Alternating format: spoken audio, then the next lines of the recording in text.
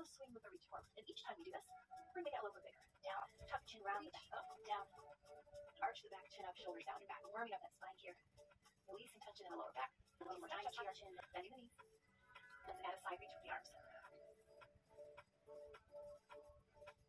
Keep that little bounce.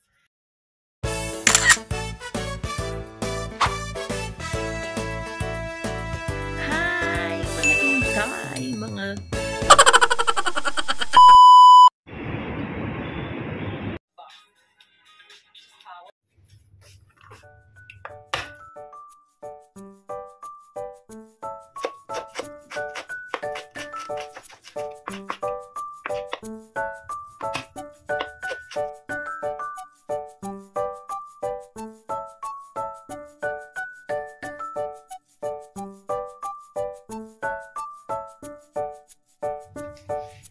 Now, this is my master charot. Ihiwain ko siya para masaya.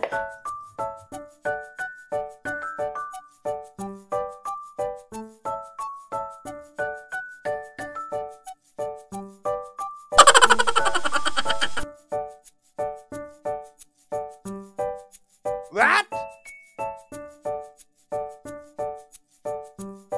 Aww. Ito lagi siya sa doon.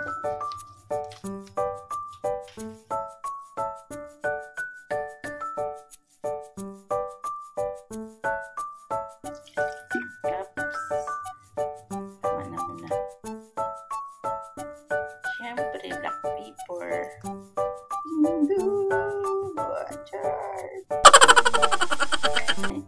Marunong din naman pala ako magsalita while cooking. Ano? Make it halo-halo. Hindi halo-halo na may ice. Pero alam nyo, ang sarap na halo-halo dun sa may bara-bara.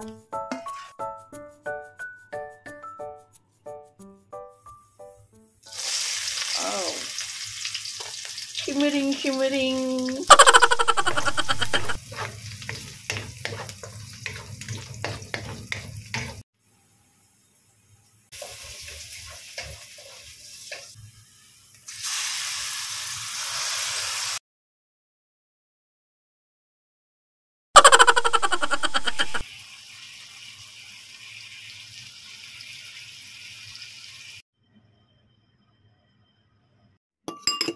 So it's time to eat. It's time to taste. It's time to taste. It's time na para kainin natin yung niluto natin kanina.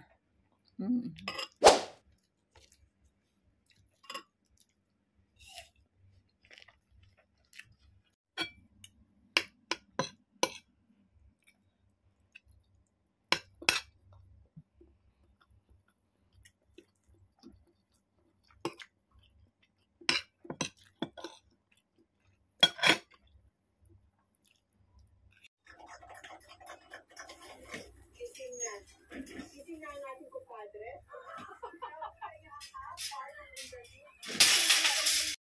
For the one for the books, tinulugan yung Tony Gonzaga na siya. Bro, ano yung pinatala na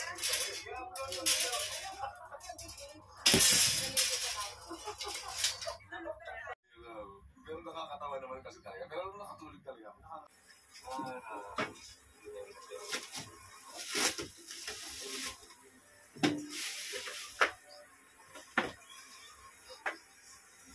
Alam mo ganito.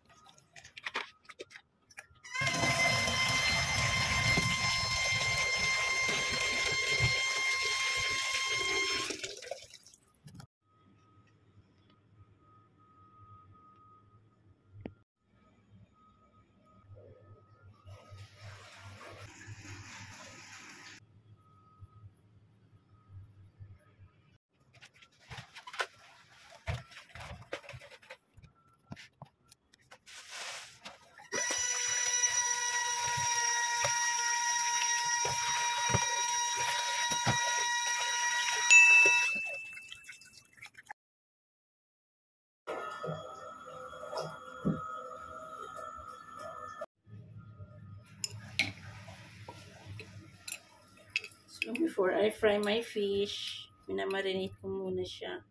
Nilalagyan ko siya ng bahat or spices para maalis yung langsa. Tsaka nasanay na din kasi ako na na every time I will cook, meron ako mga spices na nilalagay. Kasi parang wala na siyang lasa kapag walang spices. Tsaka, I put also garlic powder para masarap yung pinirito na isda.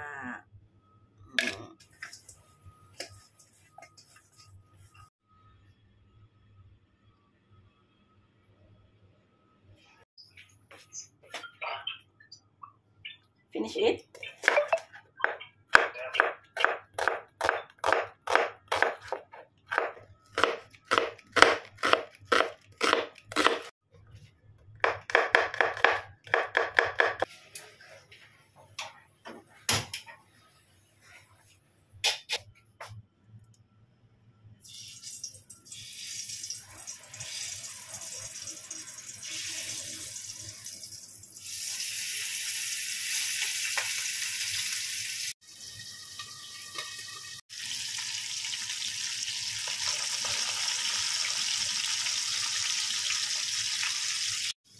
Hi! How are you, friends?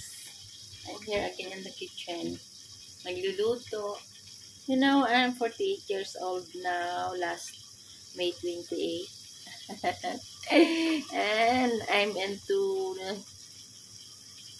nag-iingat na rin sa mga foods na kinakain ko. I'm more on vegetables now. At saka, I'm on my menopausal stage na kaya marami na akong nararamdaman sa aking body parts sa aking katawan. So, that's why pinipili ko na rin yung mga foods ko at saka kumakain na rin ako ng maraming gulay. Sabi nga ng anak ko, kambing daw ako. Wait lang, ang niluluto natin. Alam nyo, lately, tumataas na rin yung blood pressure ko. Pero, minsan, mas malamang yung low blood pressure. At saka, matagal na rin ako hindi nag-check ng aking sugar level. Siguro, maybe, next time, I will do the sugar test. Kasi nung last na nagpa-check ako ay pre-diabetes ko.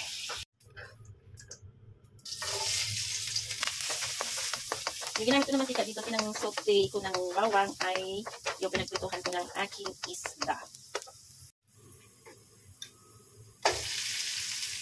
Mabilis lang to. Simple recipe lang to ang ating niluluto. Yung tangkay ng ng kulitis. Bukas naman yung dahon na iluluto ko. Yun ang ilulam ko today. Yung tangkay na iluluto ko. Di ba? Budget. So, ayan. Lagyan na natin yung ating tangkay ng kulitis. Ayan, kulitis. Diba?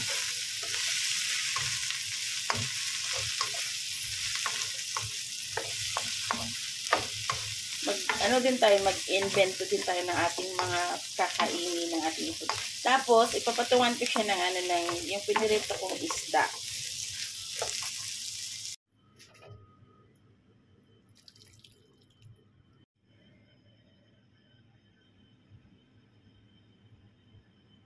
Ito yung last ko na lulutuin, yung food chuki. Naiiwan ko dahil I have work.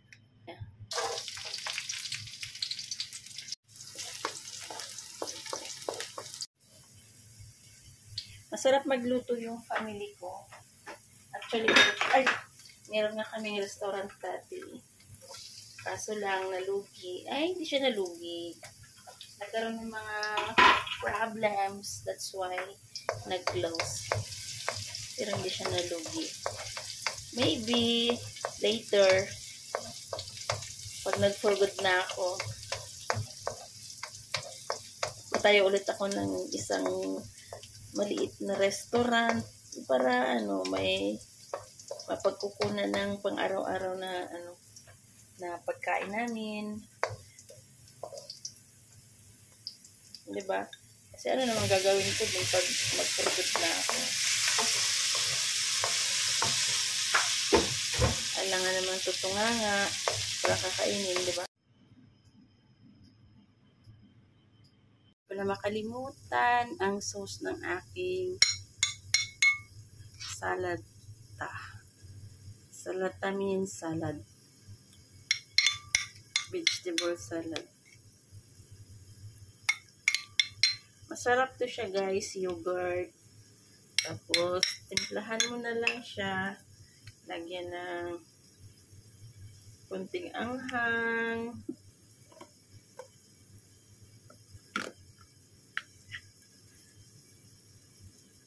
Black pepper.